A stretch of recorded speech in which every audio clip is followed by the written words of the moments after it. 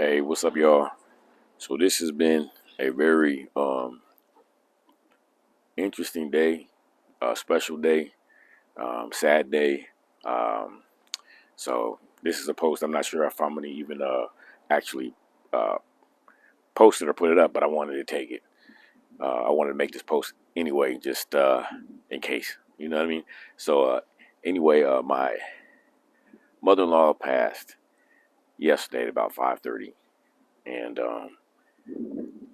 there was two trees that she had in her backyard that were really special to her, at least that I knew of. And one was their avocado tree that they planted by seed a few years back, and that's it right behind me to the left. And the other is this Calamansi right here that I bought her from Bonita Creek uh, nursery. So anyway, um, those two trees were in their backyard and doing lovely, I might add. And I'm in the process of transplanting them into our front yard. And uh, I really hope this works. And I thought I would just go ahead and, um, just document as much of it as I can, and hopefully everything goes well. I would love for this to be, you know, um, a little piece of her that's right here with us. And so I'm going to do my best to make this work. I didn't take any videos when I first started digging.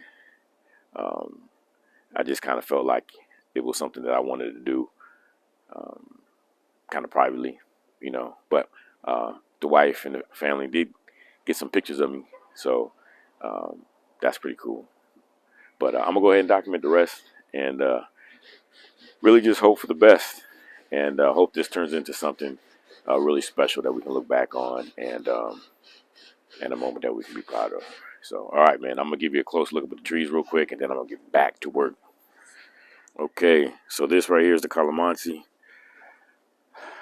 And I actually have one in our backyard, and it's actually in a pot back over there. But um, I got these two on the exact same day, and kind of surprised her with it. I knew she wanted one, and she knew I was looking for one. But when I found it, I just kind of brought it over, and you know, she was happy. And then it wasn't until later that I realized how much she really, really likes this tree, and I wouldn't want anybody else to be able to take it or not take care of it. So I just feel better if it's here, and there it is.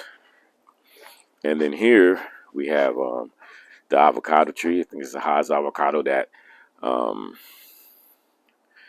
Tony and Letty, they um, what did they planted that from just a avocado seed from avocado that they had eaten. So that's pretty dope, and it grew.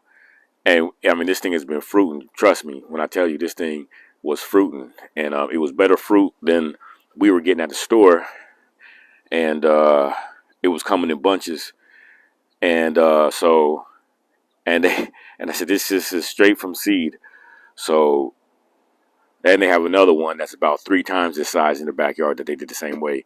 So I haven't had luck with avocado trees. I just will be honest. Um, I think they've all been from Home Depot, maybe one from a nursery. And so I'm a little nervous, but I'm gonna do everything I can to make sure this guy um, has a nice long life here and produces some tasty avocados. All right, so let me get back to work. As you can see, uh, I got it in there pretty pretty good.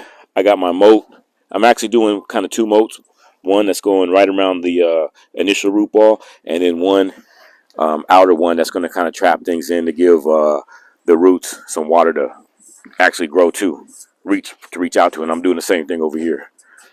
I do have my drip system kind of ready to go, but I'm not going to use it. I'm not going to use it right now. I'm going to water this by hand so I can keep an eye on it.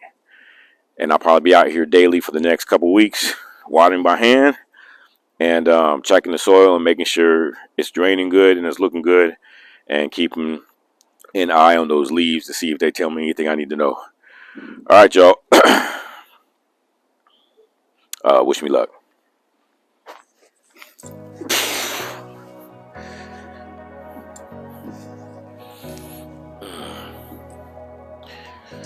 So I'm trying to get like something real close to the root ball,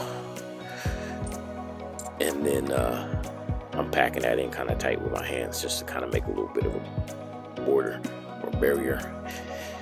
And I'm gonna take it all the way up to the back right here, because that's usually how I water these.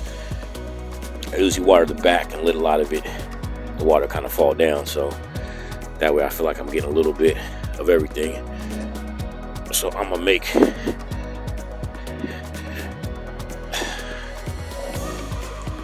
this one a little separate if possible, so I can hold some in the back there.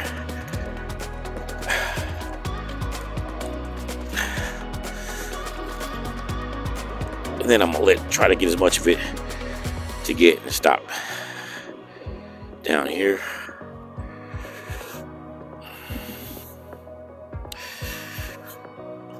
And I feel like this is not high enough. That's better. And then I'm gonna clean this one up right here and give this like a second little backdrop.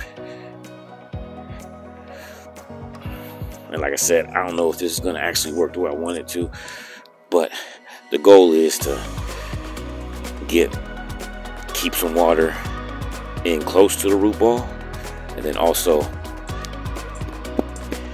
keep the rest of the water, the overflow, from just running off, trying to keep it as like a second reservoir. Because if I can keep keep all this stuff moist right here, even though the root ball is right here, then I can get a lot of water seepage right here, which gives the roots something to grow towards, you know. So I'll give you a shot at what it looks like right there. Okay, so that's kind of how I did that one.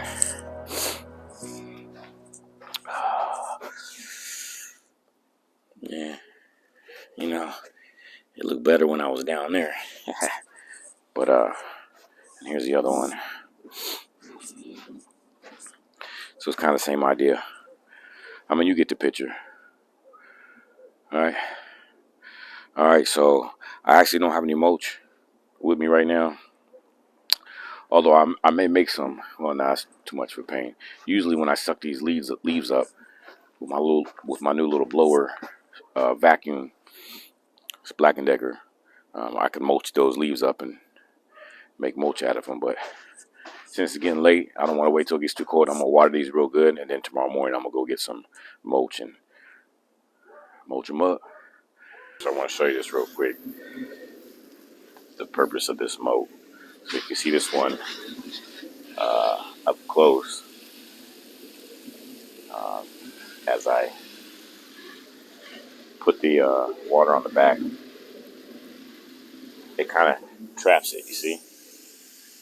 Even some of the water that's dripping from the leaves, it'll kind of trap it right next to the root ball, the initial roots. And that's about how big the root ball is right now. And again, not big as I would have liked it to be. It was bigger when I pulled out the ground.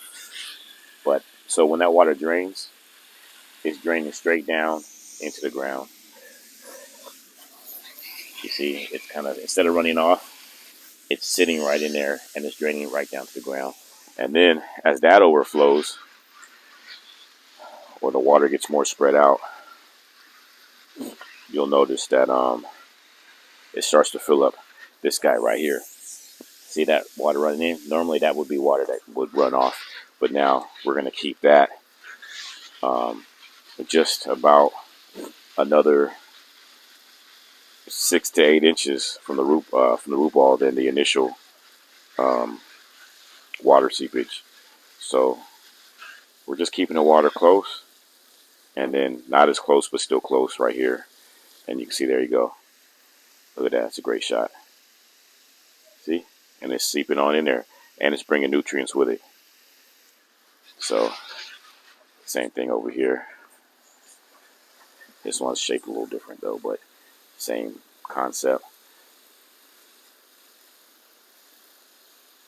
All right, and you can see the water's starting to run into its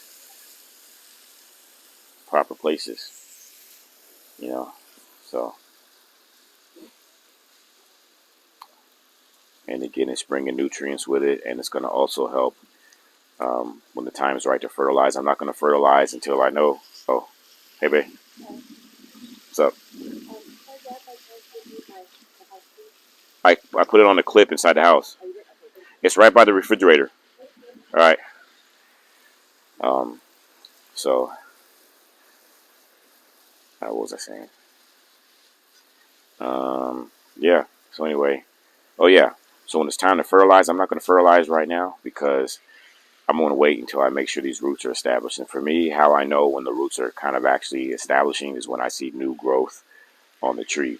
Right now, I expect a lot of this growth to maybe wilt, maybe even, I don't know, some of it's going to die off due to shock, but you just kind of keep track of what's growing, what's been there, and you'll know when you see those new little buds, those new little, when you see life, basically new life. That's a good indication, at least for me. That's the indication that, look at that, a rainbow. That's a good indication that the roots are taking. So usually they say 6 weeks.